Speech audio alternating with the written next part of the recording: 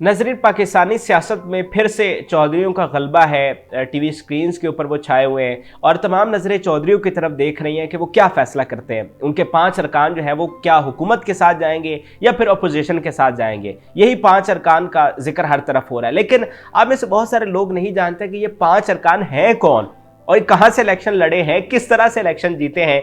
और आज की इस वीडियो में मैं आपको इनको इन 5 अरकान के हवाले से बताऊंगा और इनके हवाले से जानने के बाद आपको चौधरियों की सियासत की समझ आ जाएगी और चौधरी जो डबल गेम कर रहे हैं, अपनी पोजीशन को वाजे नहीं कर रहे, उस हवाले से भी आप समझ जाएंगे कि असल मामला जो है वो क्या है। अच्छा, इन 5 अरकान में पहले हम बात कर लेते हैं तारिक बशीर चीमा की। तारिक बशीर चीमा जो है वो एक अरसा से काफ लीग का हिस्सा है और जब तमाम लोग जब 2008 में इनकी हुकूमत ख़त्म हुई थी तो बड़े बड़े नाम काफ लीग को छोड़ गए थे, तो तारिक बशीर चीमा ने इन्हें नहीं छोड़ा और इनके साथ रहे। तारिक बशीर चीमा जो है ये भावलपुर से इलेक्शन लड़ते हैं, हल्का है जनाब 172, और इनका जो वोट है वो शख्सियत की बुनियाद के ऊपर है। यानी इन्हें वहां पर भी कोई लड़ते तो काफ लीग के टिकट के ऊपर है, लेकिन कोई काफ लीग का वोट नहीं है वहां पर।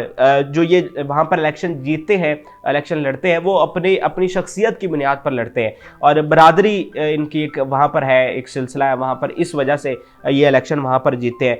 कोई पार्टी का अमल दखल उसमें नहीं है, लेकिन इनकी वफादारी है काफ लीग के साथ और ये काफ लीग के साथ ही वाबस्ता है। ये जो 2018 का इलेक्शन हुआ था, इसमें तारिक बशीर चीमा ने 1,06,000 वोट हासिल किए थे और वहां से एमएनए मुंतखब हुए थे NA 172, जो कि बहावलपुर का हल्का है। उनके मुकाबले में मुस्लिम लीग नून के जो एक कैंडिडेट है, उन्होंने सबसे ज्यादा वोट हासिल किए थे, मसूद मजीद। इन्होंने 1,01,971 वोट हासिल किए थे। यानी तो जो फर्क है वो महज 5,000 वोटों का फर्क है। लेकिन इसके बावजूद तारिक बशीर चीमा जो है वो वहां से जीते और इनकी पार्टी का भी कोई वहां पर वोट नहीं है, लेकिन ये जितना भी वोट इन्हें मिला है ये इन्हें जो है वो शख्सियत की बुनियाद पर मिला है। और जैसे अब ये हुकूमत का हिस्सा है तो ये कोशिश करते हैं कि अपने हल्के को हर हवाले से सिक्योर किया जाए, वहां पर तरक्याती काम करवाया जाए और इनकी वहां पर ये तवातर के साथ अपने हल्के में वक्त देते हैं, वहां पर मुलाकातें करते रहते हैं अपने जितने भी वोटर सपोर्टर हैं और उनके मसाइल हल करते हैं। तो ये इनकी अतुल वसाक कोशिश होती है कि अपने हल्के को किसी भी हालत में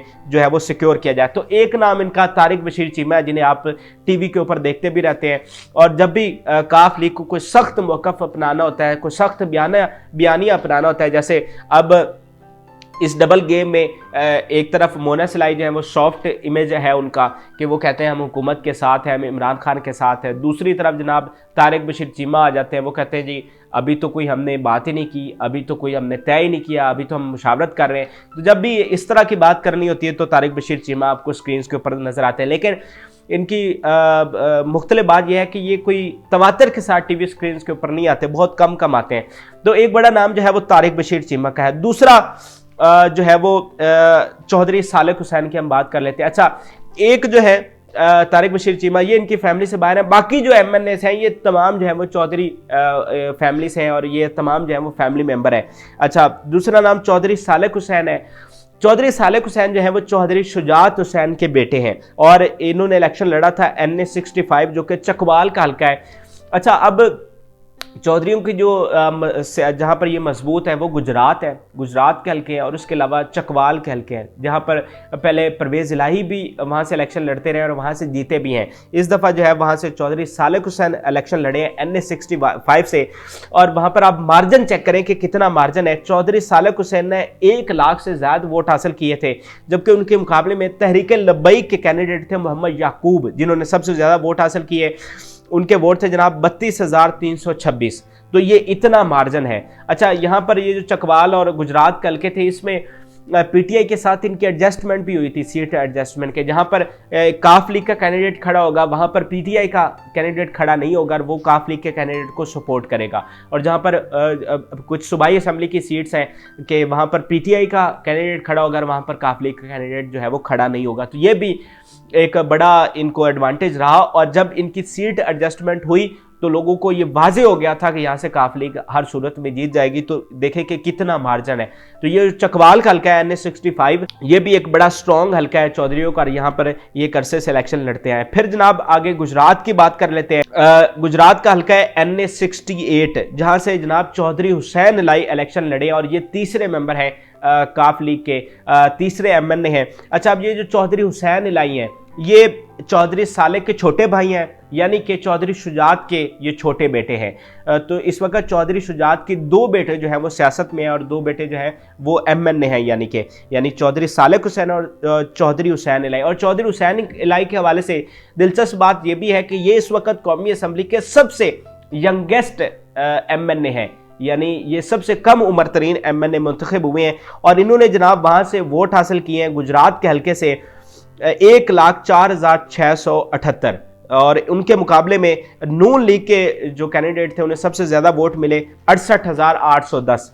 तो वहाँ पर एक मुकाबला देखने को मिला, लेकिन फिर भी 30,000 वोटों का फ़र्क है। वो मैंने आपको बताया ना कि जब इनकी सीट एडजस्टमेंट हो गई तो फिर लोगों को पता चल गया कि काफ लीग जो है वो पक्का जीत जाएगी। तो फिर जो लोग दरमियान में होते हैं कि हम किस तरफ जाएं, तो वो विनिंग साइड के ऊपर जाते हैं कि चले उन्हें वहाँ से कुछ ना कुछ तो मिल जाएगा। तो ये 3 नाम हो गए, तारिक बशीर चीमा, चौधरी सालेक हुसैन, चौधरी हुसैन इलाई, और चौथा नाम जो है वो चौधरी मोनस इलाई है, जिससे आप ज़्यादा फेमिलियर होंगे। ये चौधरी परवेज़ इलाई के बेटे हैं और इन्होंने इलेक्शन लड़ा था NA 69 से। ये जो NA 69 का हल्का है, यहाँ से पहले जो 18 के जनरल इलेक्शन हुए थे वहाँ से परवेज़ इलाई ने MNA का इलेक्शन लड़ा था। इस हल्के से भी परवेज़ इलाई पहले इलेक्शन लड़ते रहे और जीते भी रहे। अच्छा, 18 का जब इलेक्शन हुआ था तो परवेज़ इलाई ने एक MNA का भी इलेक्शन लड़ा था और MPA का इलेक्शन भी लड़ा था, और वो दोनों जीत गए थे। और जीतने के बाद उन्होंने ये जो नेशनल असेंबली की सीट थी इसको छोड़ दिया था और सूबाई असेंबली की सीट उन्होंने आगे कैरी की थी, और फिर वो पंजाब के जो है वो स्पीकर भी बने। तो इस सीट के ऊपर जब ज़िमनी इंतखाबात हुए तो चौधरी मोहम्मद सलाई इलेक्शन लड़े, और ये समझ लें ये इलेक्शन भी पहले से लोगों को पता था कि यहाँ से किसने जीतना है। तो ये एक प्लेट में रखी हुई सीट थी जो कि चौधरी मोनस इलाई को मिली। कोई ज़्यादा कैंपेन भी नहीं करना पड़ी, हुकूमत भी बन गई थी, तो कोई ऐसी मुश्किल पेश नहीं आई। पहले भी चौधरियों का हल्का था, जब फिर वो हुकूमत भी बन गई, सारे मामलात हो गए, तो चौधरी मोनस इलाई को बिल्कुल जो है वो परेशानी का सामना नहीं करना पड़ा। इन्होंने जनाब 65,000 वोट हासिल किए, और उनके मुकाबले में आप मार्जिन चेक करिएगा कि मुस्लिम लीग नून के जो कैंडिडेट थे इमरान जफर, उन्होंने सिर्फ 14,000 वोट हासिल किए थे। तो इतना मार्जिन है, इतने मार्जिन से चौधरी मोनस इलाई जो है वो जीते थे। ये 4 इनके इलेक्टेड मेंबर है और 1 इनकी रिजर्व सीट के ऊपर खातून मेंबर है। तो ये 5 इस वक्त मेंबर कौमी असम्बली है काफ लीग के।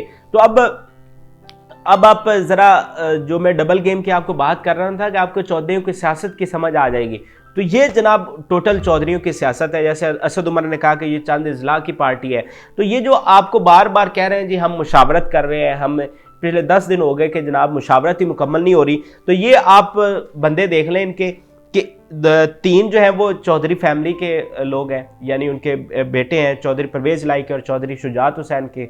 अब ये देखें कि इनके साथ उन्होंने क्या मुशावरत की होगी या फिर इनकी इख्तलाफ राय क्या होगी। फिर तारिक बशीर चीमा है जो कि एक अरसे से काफ लीग का हिस्सा है, इनकी क्या इख्तलाफ राय हो सकती है या ये क्या अपोज कर सकते हैं अपनी क़यादत को। और 5वीं जो है वैसे ही रिजर्व सीट के ऊपर खातून है।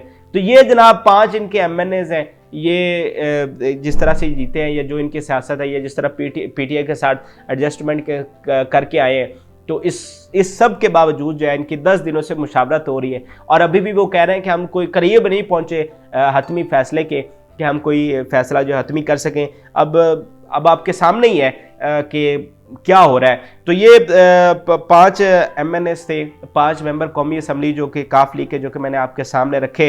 आपकी क्या राय है हमारे साथ ज़रूर शेयर करें। फिल वक्त के लिए इजाज़त।